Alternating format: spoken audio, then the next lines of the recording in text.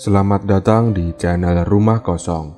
Sebelum memulai cerita ini, jangan lupa untuk like, share, dan subscribe channel Rumah Kosong.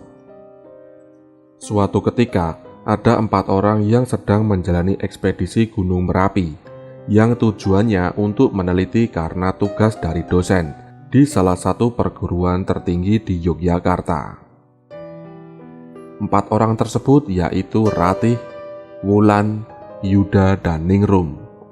Mereka berempat sangat kompak, maka dari itu, oleh dosen mata kuliah mereka dipertemukan untuk suatu kegiatan sosial yang tepatnya di wilayah terpencil di Yogyakarta. Mereka ditugaskan meneliti tentang Gunung Merapi dan wilayah di sekitar seperti masyarakatnya bagaimana, letak struktur tanah seperti apa, dan lain sebagainya. Mereka janjian di luar halaman kampus, dan setelah itu mereka pergi sama-sama ke Kaliurang, di mana pusat Gunung Merapi itu berada. Menurut pandangan secara spiritual, Gunung Merapi sangatlah unik dan menarik.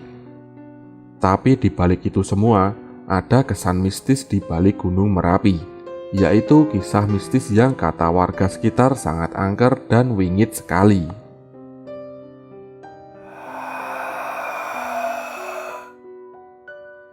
Dua jam kemudian dari kampus sampailah mereka di tempat wisata Kaliurang yang terkenal dengan Gunung Merapinya tersebut.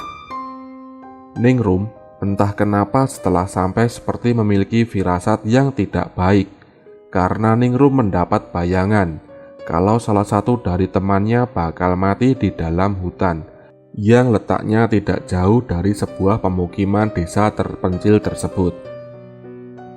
"Apa? Ngaco kamu, kebanyakan berkhayal, makanya kamu jadi stres seperti itu," kata salah satu temannya. Teman-temannya tidak percaya, tapi hanya satu orang yang percaya, yaitu Wulan. Ningrum berusaha menceritakan yang sebenarnya kepada Wulan, soal Ningrum bisa berinteraksi dengan yang gaib. Kalau yang jaga gunung ingin meminta salah satu dari teman kita. "Astagfirullah, jadi maksud kamu salah satu dari kita akan mati gitu?" kata salah satu temannya. Wulan akhirnya sedikit tidak percaya, tapi memaklumi tentang sikap aneh yang dilakukan oleh Ningrum tersebut.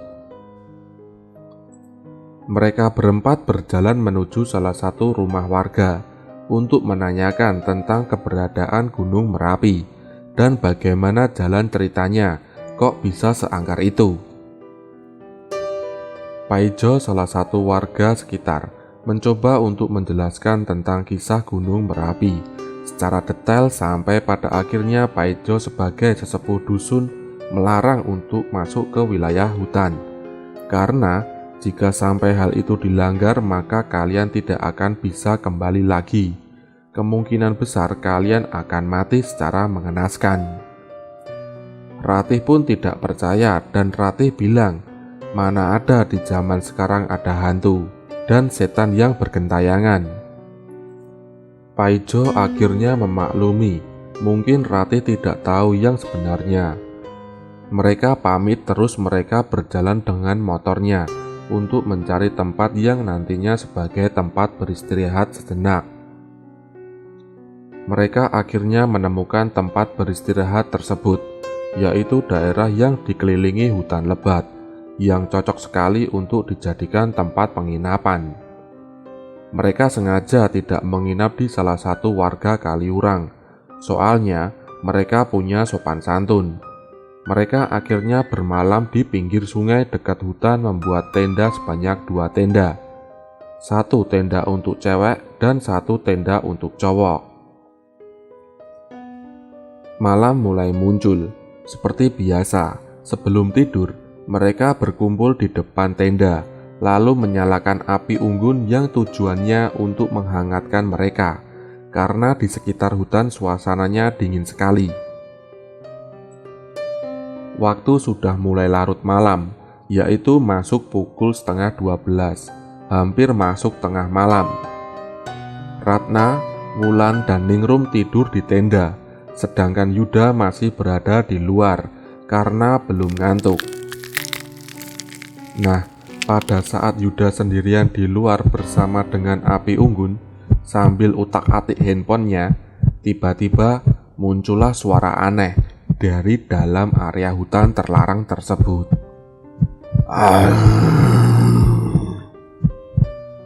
Dan ada juga suara mengaum seperti macan. Yuda dengan keberaniannya mencoba untuk mencari tahu suara-suara aneh tersebut dengan senter yang dia bawa dari kos. "Hei, siapa itu?" kata Yuda sampai mengacungkan kayu pemukul. Yuda beranjak dari tempat duduknya, terus berjalan menuju suara tempat di mana suara aneh itu berada. Tiba-tiba, Yuda kaget. Yuda sudah berada di dalam hutan yang sangat lebat sekali. "Astagfirullah, kata Yuda. Pas Yuda melihat ke depan, dari belakang punggungnya ada sesosok hantu sangat menyeramkan, yaitu kuntilanak. Yuda kaget, teriak dan lari sekencang mungkin, dan tidak tahu kemana arah tujuannya. Kemudian Yuda kesasar sampai ke tempat yang sebetulnya tidak diperbolehkan. Tempat itu adalah makam keramat. Yuda saat itu berlari terpeleset jatuh, jidatnya terkena batu nisan. Yuda pingsan sebentar. Yuda terbangun, kedua tangannya mencekik lehernya sendiri, dan matilah Yuda. Di dalam tenda, Ningrum bermimpi kalau Yuda berlari minta tolong, lalu menghilang. "Ada apa, Ningrum?" kata Ratih. "Aku mimpi buruk kalau teman kita Yuda tewas terbunuh." Wulan terbangun dari tempat tidurnya, dan mereka beranjak dari tempat tendanya, keluar lalu mencari keberadaan Yuda. Suatu ketika Ratih menghilang dari rombongan mereka saat mencari keberadaan Yuda. Ningrum dan Wulan mencari Ratih sampai akhirnya Ningrum menemukan jasad Yuda tewas, wajahnya yang rusak. Jasadnya berada di sebelah kiri makam keramat tersebut. Wulan teriak menangis terseduh-seduh. Ningrum akhirnya membiarkan Yuda pergi selama-lamanya. Ningrum mengajak Wulan lagi untuk mencari Ratih. Selang beberapa jam, Ningrum dan Wulan menemukan Ratih sudah terikat tali yang tergantung di pohon besar, dan dadanya terdapat bekas cakaran menyerupai cakaran harimau buas. Wulan akhirnya menyerah dan meminta kepada Ningrum untuk kembali pulang ke Yogyakarta. Ningrum pun bilang, "Jangan, karena ini adalah ekspedisi kita, mungkin bisa kita ungkap ada apa sebenarnya." Wulan teriak, "Ningrum!" Ningrum melihat jelas kalau ada sekelebetan kuntilanak datang menghampiri Wulan. Ningrum berlari kencang, terus menutupi Wulan. "Hei, kenapa kalian menghalangi niatku? Aku mau bunuh ini manusia." Ningrum berusaha komunikasi secara gaib. Ternyata kuntilanak itu tidak suka karena dulu wilayah tempatnya dihancurkan oleh bangsa manusia yang serakah. Tebang hutan, bakar hutan dengan sengaja.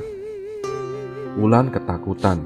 Disitulah Ningrum mencoba membantu dan mencoba berusaha menenangkan hati hantu tersebut. Singkat cerita, setelah kejadian itu, tempat tersebut tidak lagi ada musibah yang membuat warga sekitar ketakutan. Sekian dari cerita ini. Jangan lupa untuk komen. Terima kasih.